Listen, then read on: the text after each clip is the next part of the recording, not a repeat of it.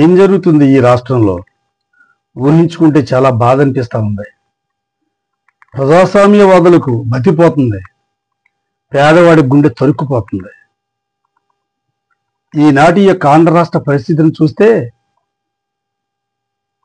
ఏ పేదవాడికి కూడా మనశ్శాంతి లేదని చెప్పడానికి ఇంతకంటా మరో నిదర్శనం ఉండదేమో అని అనిపిస్తూ ఉంది.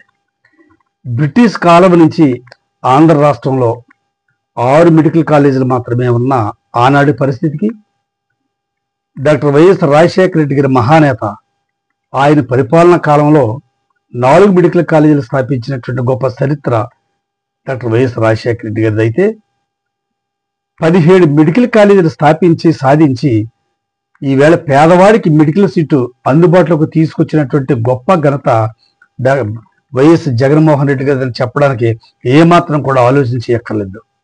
అటువంటి పరిస్థితుల్లో వైద్య విద్య అనేది ఎంత ఖరీదైనటువంటి విద్య అందరికీ తెలిసినటువంటిదే. సామాన్యుడికి విద్య కానీ వైద్యం కానీ అందుబాటులో ఉన్నప్పుడు మాత్రమే ఆ ప్రాంతం ఖచ్చితంగా అభివృద్ధి చెందుతుంది అని చెప్పడానికి ఒక తార్కాణం. అటువంటిది 17 మెడికల్ కాలేజీలు స్థాపించే వరకు కూడా ఈ యొక్క ఆంధ్ర రాష్ట్రంలో ఆనాడు బ్రిటిష్ కాలంలో ఉన్నటువంటి 6 కాలేజీలు, వైఎస్ రాజశేఖర రెడ్డి గారు స్థాపించినటువంటి 4 మెడికల్ కాలేజీలు మినహా ఒక్క కాలేజీ మాత్రమే మరి టీడీపీ ప్రభుత్వంలో స్థాపించి మరి ఈవేళ 17 మెడికల్ కాలేజీలు స్థాపించి యావత్ ఆంధ్ర రాష్ట్రంలోనే కొన్ని కాలేజీలు అడ్మిషన్ స్టేజ్కి వచ్చి కొన్ని కాలేజీలు మరి లాస్ట్ స్టేజ్కి కన్స్ట్రక్షన్ స్టేజ్కి దాటి మరి ఒక స్థితిలో ఉన్న ఈ పరిస్థితి టోటల్గా 17 మెడికల్ కాలేజీలు యావత్ ఆంధ్ర రాష్ట్రంలో పేద ప్రధానికానికి అందుబాటులోకి తీసుకురావడం కోసం ప్రయత్నం చేసినటువంటి జగన్మోహన్ రెడ్డి గారిని పక్కన పెట్టి మరి ఈవేళ మన ఆంధ్ర రాష్ట్ర ముఖ్యమంత్రి గారు ఏం చెప్తున్నారో ఒక్క మాటగా చూడండి. అది వారు చెప్పినటువంటి మాట. ఏవి ధర్మం, ఏవి న్యాయం, మెడికల్ కాలేజీలు సాధించి తెచ్చినటువంటి ఆ ప్రయత్నం వైఎస్ జగన్మోహన్ రెడ్డి గారిది అయితే ఈవేళ మెడికల్ కాలేజీలు సాధించినటువంటి ఘనత తెలుగుదేశం చెప్పుకోవడం కోసం మీకు సిగ్గు అనిపించడం లేదా సార్? ఇది అన్యాయం కాదా? పేదవాడికి ఏ విధమైన న్యాయం జరుగుతుంది సార్? ఒక్క విషయం మనం గుర్తుకు తెచ్చుకుంటే ఆ వేళ జగన్మోహన్ రెడ్డి గారు పేదవాడికి ఇంగ్లీష్ మీడియం అందుబాటులోకి తీసుకురావాలా.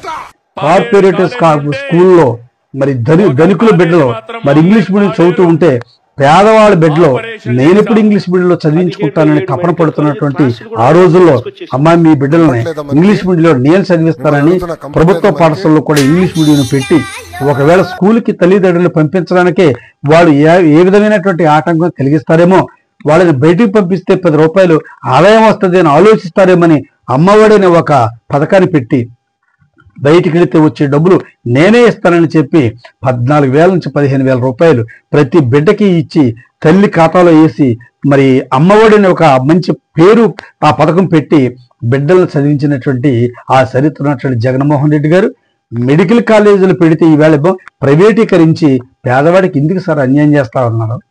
పేదవాడి అంటే మీకు గిట్టదా? పేదవాడు ఎదగడానికి మీకు అసలు మనసు అంగీకరించదా?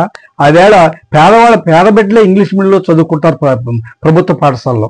దాన్ని రద్దు చేయడానికి శతవిధాల ప్రయత్నం చేశారు, కోర్టులకు వెళ్ళారు, ఉద్యమాలు చేశారు. దానిని వక్రీకరించి మరి రకరకాల విధానాల్లో మీ భావ్యాన్ని మీ భాషను కూడా బయట పెట్టారు. ఈవేళ మెడికల్ కాలేజీలు మరి సాధించి తెచ్చినటువంటి ఈ 17 మెడికల్ కాలేజీలు మీరు ప్రైవేటు వ్యక్తుల చేతిలో పెడితే మరి సామాన్యుడికి మెడికల్ సీట్ ఇప్పుడు అందుబాటులోకి వస్తుంది సార్? చదువుకోవడానికి అందుబాటులోకి రాదు, వైద్యానికి వెళ్ళడానికి హాస్పిటల్ అందుబాటులోకి ఉండదు. ఇది ధర్మమా సార్ మీకు?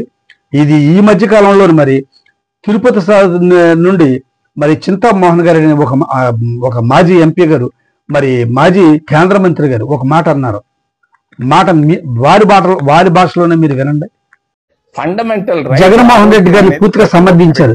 మెడికల్ కాలేజీలు సాధించింది జగన్మోహన్ రెడ్డి గారు సార్, మీరు కాదు. కానీ ఎవరో చేసుకున్నటువంటి అభివృద్ధిని మీ ఖాతాలో వేసుకోవడానికి ప్రయత్నం చేస్తున్నారే అనడానికి మీకు నోరు ఉండొచ్చు, అనే దమ్ము ఉండొచ్చు, ధైర్యం ఉండొచ్చు. కానీ ఈ సందర్భంలో ఒక మాట గుర్తుకొస్తా ఉంది. ఆంధ్ర రాష్ట్రంలో ఉన్న ప్రజలను మీరు ఒక రకంగా ఆలోచించారు. ఎందుకంటే మీరు ఏమి చెప్పినా వింటారు, మీరు ఏం చెప్పినా నమ్ముతారు, మీరు చెప్పిందే భేదం అనుకుంటారు అని మీరు పూర్తిగా ఈ యొక్క ఆంధ్ర రాష్ట్రంలో ఉన్నటువంటి ప్రజల్ని చాలా మూర్ఖంగా మీరు వాళ్ళని తక్కువగా అంచనా వేసి ఏమి చెప్పినా నమ్మేస్తారని చెప్పి ఇటువంటి మాటలు చెప్తున్నారు సార్. ఇది అన్యాయం సార్.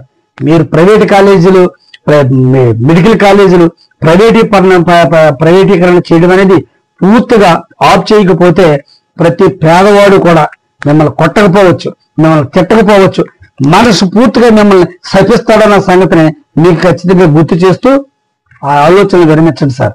ఎందుకంటే జగన్మోహన్ రెడ్డి గారు పేదవాళ్ళ పట్ల ఆలోచన చేశాడు సార్. ఆవేళ ఇంగ్లీష్ మీడియం కానీ, ఈవేళ 17 మెడికల్ కాలేజీలు కానీ, ఇవి మీకు అనిపించడం లేదా? ఇవి మీరు సాధించినట్టుగా చెప్పుకుంటారా? ఇది తప్పు సార్. ఒకసారి ఆలోచన చేయమని మనస్ఫూర్తిగా మిమ్మల్ని కోరుతా ఉన్నాను సార్.